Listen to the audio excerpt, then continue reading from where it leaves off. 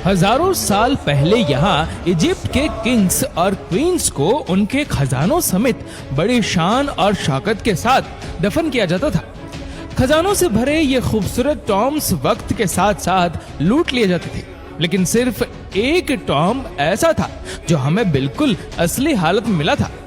ये टॉम इन लुटेरों से आखिर बच कैसे गया था, इसको कब और कैसे ढूंढा गया, तो आइए जानते हैं। दोस्तों, ये टॉम था किंग टूटनखामुन का, जिसने आज से तकरीबन 3500 साल पहले इजिप्ट पर राज किया था। क्योंकि किंग टूटनखामुन की मम्मी और यहाँ से मिलने वाले शाही खजाने की खबर ने पूरी दुनिया में हलचल मचा रखी थी। इसी वजह से ये खजाना देखने के लिए दुनिया के हर कोने से लोगों की आमद का सिलसिला शुरू हो गया। प्योर गोल्ड से बनी हजारों चीजें इस खजाने का हिस्सा थी, जबकि इस खजाने में एक ऐसा नेकलेस भी था जो मुख्तलिफ रंगों के कीमती पत्थरों से सजा हुआ था। इन पत्थरों में से सबसे बड़ा और सबसे खूबसूरत पत्थर नेकलेस के बीच में लगा हुआ देखा जा सकता है। बाकी तमाम चीजें तो सबकी पहचान में आ ही रही थी, लेकिन नेकलेस पर लगा ये खूबसूरत पत्थर आज से पहले किसी ने भी नहीं देखा था। हजारों मिनरोलॉजिस्ट और स्टोन एक्सपर्ट बुलवाए गए, लेकिन इसकी असल हकीकत से पर्दा उठ ही नहीं सका। दोस्तों, हमारी दुनिया में अभी तक 200 से भी ज्यादा जेम स्टोन्स पाए जाते हैं, लेकिन हैरत अंगेज तौर पर यह अजीब पत्थर इन सब से काफी ज्यादा डिफरेंट था। कुछ तो था पत्थर के इस अनमोल टुकड़े में जो सबको चौंका देने वाला था। वहां के लोग ये बात मानने पर मजबूर हो गए कि टूटनखामुन के नेकलेस का ये पत्थर कोई जादुई पत्थर है या फिर ये किसी और प्लेनेट से लाया गया है। कई सालों के बाद साइंस स्थलों के और मिनरोलॉजिस्ट के एक ग्रुप ने इस पत्थर की असल हकीकत जानने के लिए इसका पहली बार लैब टेस्ट किया, क्योंकि उनका भी यही ख्याल था कि टेस्ट के जरिए जो कुछ भी होगा खुलकर सामने आ जाएगा। लेकिन बजाय मामला सुलझने के वह मजीद उलझता चला गया। लेबोरेटरी टेस्ट से एक बात तो क्लियर हो गई कि जिसको इतने सालों से पत्थर माना जा रहा था वह असल में पत्थर नहीं बल्कि कांच का एक टुकड़ा है। लेकिन जो चीज एक्सपर्ट्स को डिस्टर्ब कर रही थी वह ये थी कि गिलास के टुकड़े की प्रॉपर्टीज नॉर्मली पाए जाने वाले ग्लास से काफी ज्यादा मुख्तलिफ थी। नॉर्मली कांच वॉल्केनिक होता है, यानी उबलता हुआ गर्म लावा जब किसी वजह से फौरन ठंडा होता है तो वह कांच बन जाता है। ज्यादातर लावा जब पानी से टकराता है तो वह काले रंग के क्रिस्टल ग्लास में तब्दील हो जाता है। लेकिन कांच का ये टुकड़ा ना ही दिखने में वॉल्केनिक लग रहा था और ना ही लैब टेस्ट में ऐसा कुछ साबित हो सका। लेबोरेटरी टेस्ट से ये भी जाना गया कि गिलास का ये टुकड़ा 1800 सेंटीग्रेड से भी ज्यादा के टेम्परेचर पर बनाया गया है, जबकि वॉल्केनो से निकलने वाला उबलता हुआ लावा सिर्फ 1100 डिग्री सेंटीग्रेड जितना ही गर्म होता है। गिलास का ये टुकड़ा 3500 साल पहले एंशिएंट इजिप्शियंस के पास आखिर आया कहां से था, और यही वह सवाल था जो रिसर्च की टीम को लगातार परेशान कर रहा था। दुनिया भर की इजिप्टोलॉजिस्ट, साइंटिस्ट और मिनरोलॉजिस्ट सर जोड़कर बैठ गए, क्योंकि टूटनखामुन के नेकलेस पर लगा कांच का ये टुकड़ा अब एक मिस्ट्री बन चुका था। कई साल गुजर गए, लेकिन बदकिस्मती से कोई भी ये मालूम ना कर सका कि आखिर ये अनमोल कांच आया तो आया कहां से। लेकिन फिर आखिर वह दिन आ ही गया जिसका सबको इंतजार था। अफ्रीकन सहारा इतना बड़ा है कि उसने कई मुल्कों को अपनी लपेट में लिया हुआ है। 92 लाख स्क्वायर किलोमीटर पर फैला हुआ इस डेजर्ट में इजिप्ट भी आता है।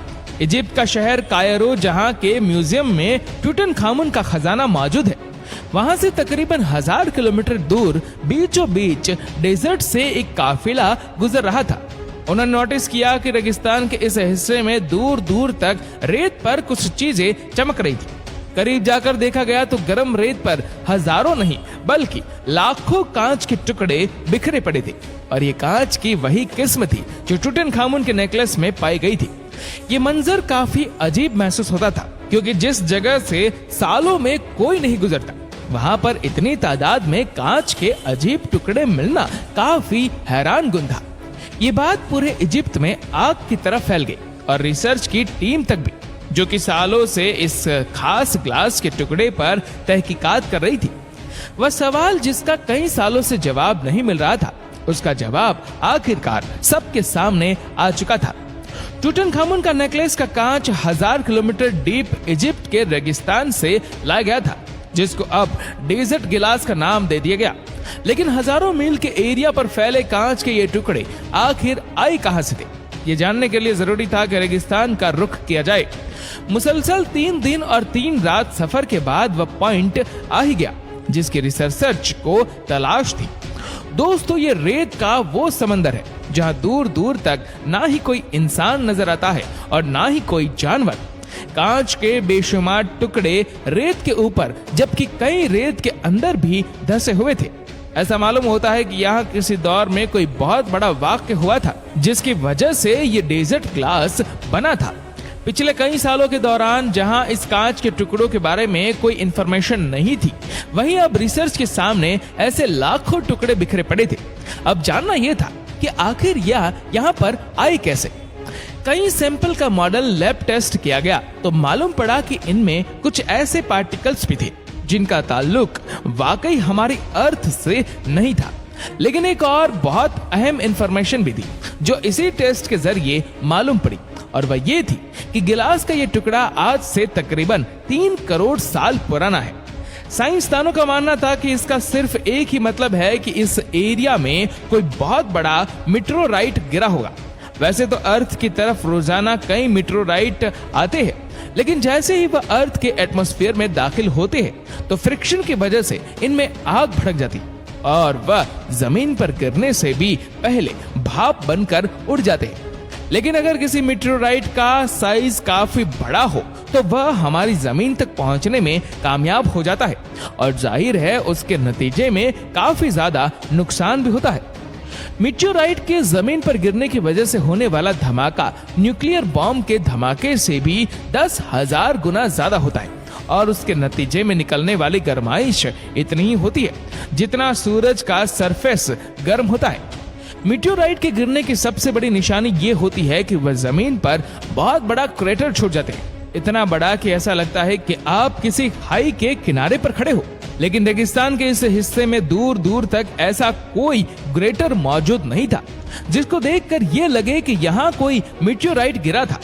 डेजर्ट ग्लास की मिस्ट्री एक के बाद एक नया मोड़ ले रही थी।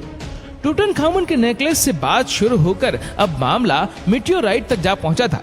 ग्लास एक्सपर्ट से लेकर मीटेओराइट एक्सपर्ट्स तक सारे यही गुत्थी सुलझाने में लगे थे। लेकिन फिर फारूक एल बाज, जो कि एक साइंटिस्ट और जियोलॉजी भी है, उन्होंने इस उलझी हुए गुत्थी को आखिरकार सुलझा ही लिया। डॉक्टर फारूक ने सैटेलाइट इमेज के जरिए रेगिस्तान के इस हिस्से से 1000 किलोमीटर दूर एक ऐसे सपोर्ट की निशानदेही की जहां किसी दौर में मीटेओराइट गिरा था। साथ ही साथ जियोलॉजी के एक्सपर्ट होने की हैसियत से उन्होंने ये भी बताया कि 7000 साल पहले रेत का ये समंदर असल में हरा भरा होता था, जहां नदियां भी बहती थी और कई लेक्स भी मौजूद थी। क्योंकि ये गिलास 3 करोड़ साल पुराना है और तब यहाँ का नक्शा अलग हुआ करता था। यहाँ से 100 किलोमीटर दूर सैंडस्टोन के इन पहाड़ों पर जब आग से भरा मीटेओराइट गिरा तो उसने एक ही झटके में सैंडस्टोन को पिघला दिया होगा।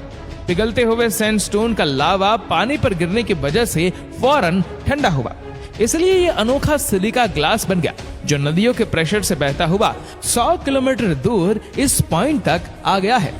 दोस्तों, डेजर्ट ग्लास की मिस्ट्री को सॉल्व करने में साइंसदानों को पूरे 100 साल लगे और इस ग्लास को डेजर्ट या फिर प्योर सिलिका ग्लास भी कहा जाता है, जो कि सिर्फ अफ्रीका के इस डेजर्ट में ही पाया जाता है। हवाओं की वजह से हर गुजरते साल जब सैंड ड्यून्स अपनी लोकेशन शिफ्ट करती है तो उनके नीचे दबे नए ग्लास के टुकड़े बरामद होते हैं।